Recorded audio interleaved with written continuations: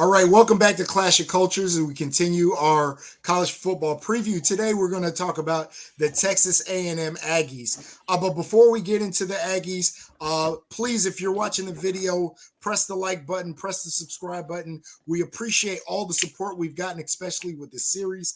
It has done very well, and we want to keep the energy and we want to keep the momentum going. So, Stephen, what's your thoughts on Texas A&M? So, Texas A&M, I think this is going to be the first video in a few videos that we've done where I'm going to kind of bash a team. The reason being, I feel like they deserve all the bashing. They deserve all the negative energy towards them. Maybe not towards the organization themselves, but more so towards Jimbo. Reason being, again, I'm an ACC guy. I say it in almost every video. I'm very familiar with Jimbo. He's a good coach. He's a great coach. You saw him go to Texas A&M, get multiple top 3 recruiting classes, and do nothing with it. He hasn't made a playoff push at all. He hasn't even really gotten close to making the playoffs. So in my eyes, not only has he underachieved, but it's been very underwhelming with the talent and the skill players that he has, and kind of the production that he's had with those players. So last year, everybody knows they lost to Appalachian State. Terrible loss for a team who has players on their roster that should be at the championship level. You can't lose to a team like Appalachian State, who's a group of five school. Then you lose 6 straight SEC games. To lose 6 games in conference, and you have a top 10, top 5 recruiting class in the last 5 years, that is absolutely unacceptable, especially for a coach that has been at the pinnacle of college football, who has won a championship. You can't lose 6 in-conference games against teams you shouldn't be losing to. I get you play Alabama, you play the LSUs of the world. Those are, matchup, head-to-head type games where you're going to win some, you're going to lose some. But you shouldn't be losing to some of the other teams in your division. So I truly think I said this last year, Jimbo Fisher is on the hot seat, in my eyes. He's on the hot seat. There's no way you can be anything less than 10-2 this season and retain your job after this year. In my eyes, you have to be at least 10-2, but even then, you need to be better than that. I get you lost a lot of players to the transfer portal. I think as of January, they lost like 20 players to the transfer portal. So players aren't even wanting to be there at this point. It's a losing culture. He went into after Florida State. He went to Texas A&M after having all that success at Florida State. And I'm pretty sure, he promised players championships and, I've been there. I can take you there. And it hasn't got to that potential yet. So like I said, they have lost 20 players from the transfer portal. They did bring in Tony Grimes from UNC. He's a former number 1 cornerback out of the draft out of Virginia Beach. Yeah. He was kind of a weird player at UNC. He was sitting out games and stuff. I don't know, it was due to injury and stuff like that. So that's definitely an upgrade from what they lost. They lost their leading rusher to the draft in Devin Chone. I'm not sure if I'm saying his name right, but they lost him.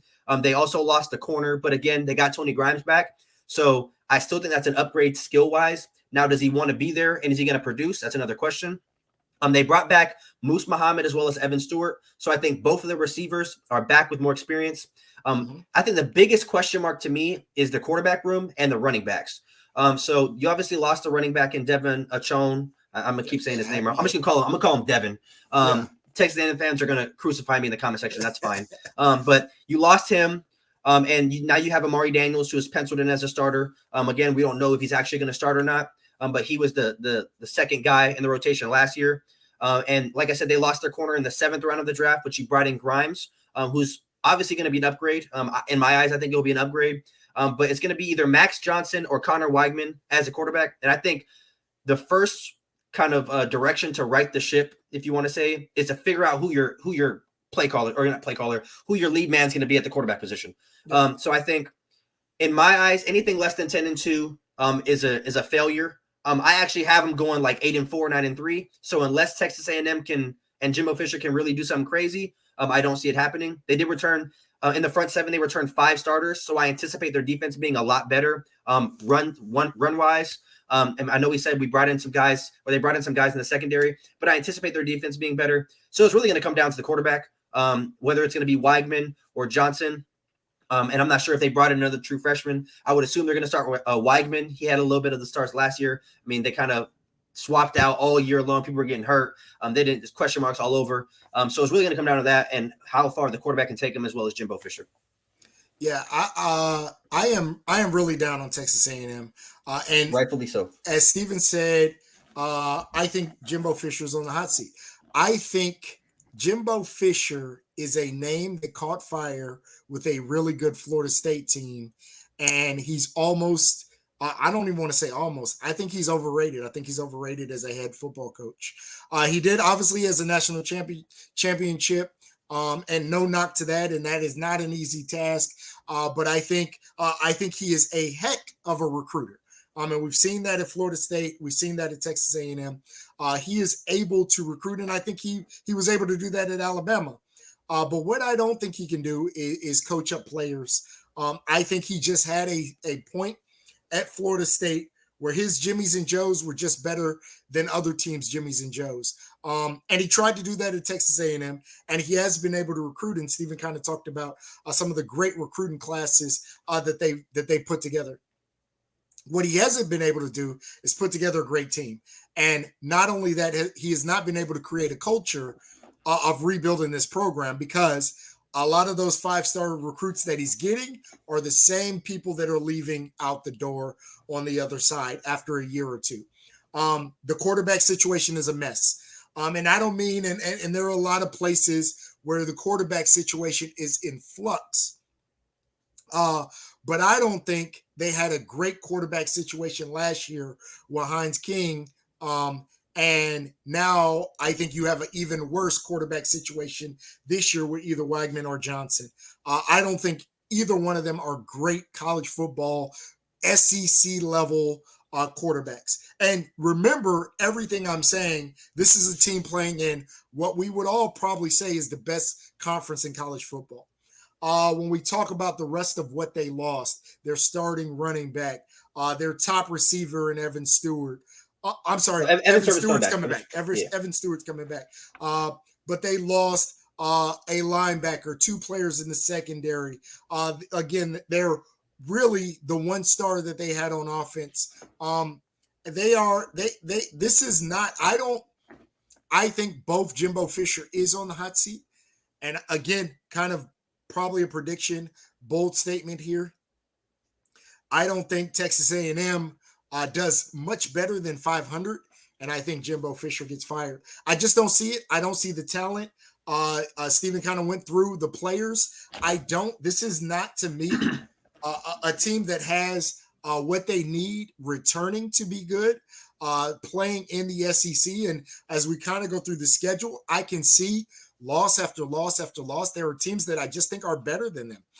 Now, the fortunate part is some of the out-of-conference games are games they're going to win. When you look at the New Mexico, when you look at the ULM, I think they fare pretty well against them. When you look at the Abilene Christian, I think they have 3 layups, right? And then you just kind of – but when I look at the rest of that schedule, I don't see another team, to include Miami, Auburn, Arkansas, Alabama, Tennessee, South Carolina. And remember that run that South Carolina went on at the end of the year. Ole Miss, who's going to be good again. Mississippi State, who was good for most of the year. And LSU, I think they struggle to get to 500. I do not see this as better than a 500 team. And I know Steven was being nice and gave them, I think you said, you could see them getting to 8-4. I don't see them getting 8. I would be shocked if this team gets to 8-4. And I will say this: if this team is able to get to 8-4, I think that saves Jimbo's job. I think this is a 5-7, 6-6 team, and I think Jimbo Fisher gets fired. So I agree that I think he's going to get fired by the end of the year, just because I don't think that they're going to be able to pull off a 10 win type season. No. I don't think 8-4 is going to keep his job though. The reason being, when you look at the talent he has and the amount that he's getting paid, I don't think 8-4 is sufficient enough when you're paying a coach that much, when you have championship aspirations as an organization. Like, I mean, Jimbo Fisher's a household name in college football. He's arguably, I mean, I know you just called him overrated, but when you're talking about accolades over the last 10 years, he's up there with the best of them, other than you got Nick Saban and Dabo, who have multiple championships. Other than that, I mean, he's up there. I mean, Nick Saban has a bunch of them. Dabo has 2 championships.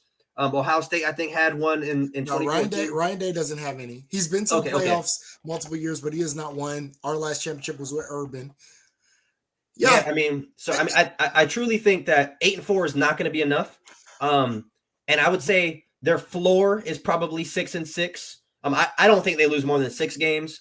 But I think their ceiling is probably 10-2, 9-3. And I'm trying to give a little bit of a benefit of the doubt with the fact they have so much talent and just hoping that Jimbo kind of rights the ship. But I mean, I would be very surprised if he's the head coach heading into 2024. yeah. I if I had to put money on it, I think you said you 6-6 to you is the floor. I put the floor at 5. I not if I had to bet, I think I'd bet 6-6, and I'd put the floor at like 4-8. That is crazy. And the reason I say that is I give them the 3 layups, and like I said, I don't. There's not another game that I think that I would favor them in. Yeah, and I think it's crazy how we're having this conversation about this team when 3 years ago, this was a team that was coming into the season that was a top 5 team. Yeah, well, preseason top 5. Yeah, But preseason. I'm that sorry. was based off of all the recruits that they were getting, and some of those guys didn't pan out. Some of those guys just, and most of those guys, if you go back and look at the Texas A&M recruiting classes when they were 1 and 2, and They're gone. I think they literally had the best ranked recruiting class in NCAA history, and most of those guys are not at Texas A&M anymore. Yep. So, yeah, I don't. I think the talent that they had has left. I think it is depleted. I don't think they have a good situation at any major position. Their best position group, I guess you would say, is The front receivers, seven. where they are. Well, even the front seven. The front seven, they brought back almost everybody in the front 7 on defense. Yeah, but I don't think they were good last year. Yeah, I don't know off the top of my head. I think when you bring back Evan Stewart, Moose Muhammad, I think are both decent receivers. So I would say their wide receiver position group is probably the best their best in terms of what they have returning. I don't think they had an impact defender last year. Their top sack guy had 2.5 sacks. They don't have anybody that stands out. Again, especially if we take off recruiting stars, right? In terms of college football production, they don't have anybody to me that stands out that I say, okay, cool, they can lean on that guy on the offensive or defensive side of the football this year. I mean, you're talking about their best production is coming from 2 600-yard receivers. That's not great.